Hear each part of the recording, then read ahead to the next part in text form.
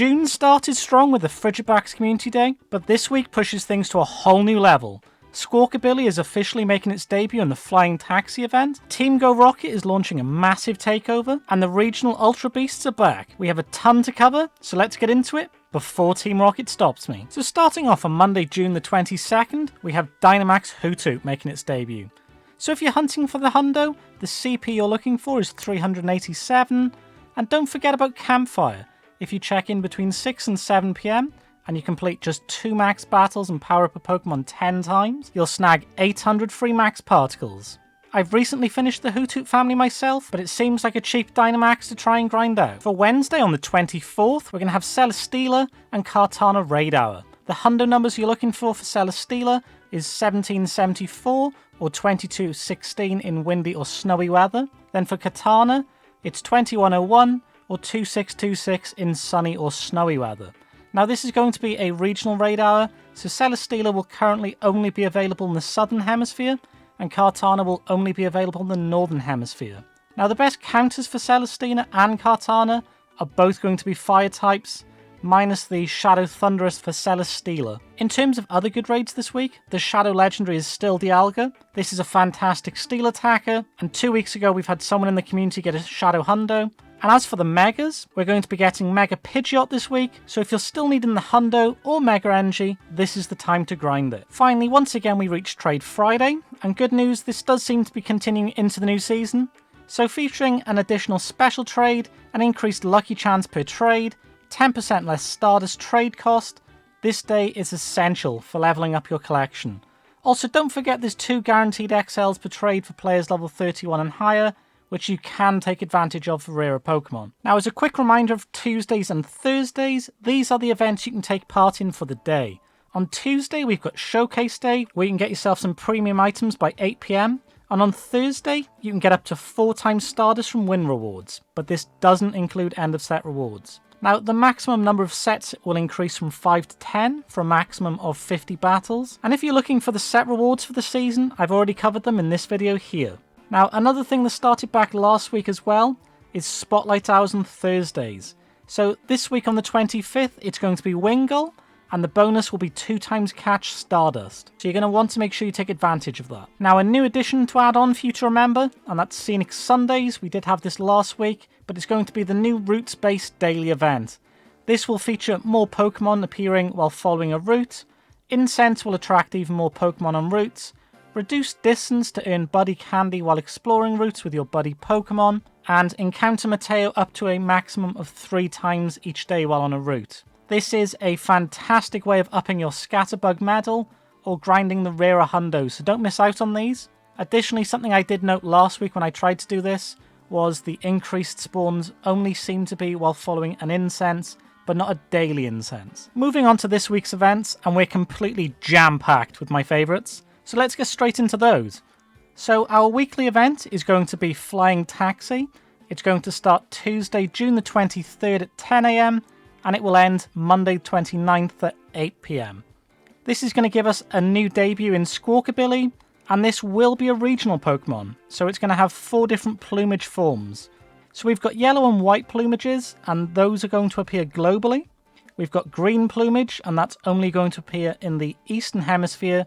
And we've got blue plumage, and that's only going to appear in the Western Hemisphere.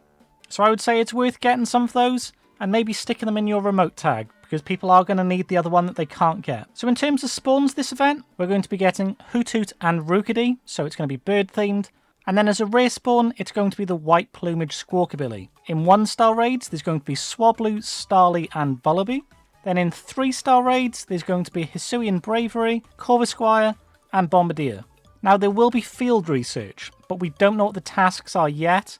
But in terms of what the encounters for that are going to be, it's going to give Spearow, Hoothoot, Raikou, Squawkabilly, and Wattrel. There's also going to be a Go Pass for this event. So it's going to start the same time as the event itself, so Tuesday the 23rd at 10 AM. And then for free, you're going to be able to get encounters with Pidgeotto, Hoothoot, Vullaby, Raikou, and more. 1 Super Rocket Radar, Mysterious Components, and Shadow Shards. But then trainers who upgrade to the Go Pass Deluxe are also going to earn the following rewards. So that's going to be additional encounters with even more flying type Pokemon, an additional Super Rocket Radar, and even more goodies. Now for milestone bonuses, we've got at Tier 1, a bonus starting at rank 10, and that's going to be 2 times Catch Candy. And then for Tier 2, the bonus starting at rank 20 will be earn more Stardust from defeating Team Rocket grunts and leaders. So now to move on to the fun part of the Flying Taxi event, as far as I'm concerned, and that is the new Takeover event. So it's going to be Tuesday the 25th from midnight until Monday the 29th at 8 PM. Now this will give us the debut of Shadow Restaurant with Giovanni, so that's huge.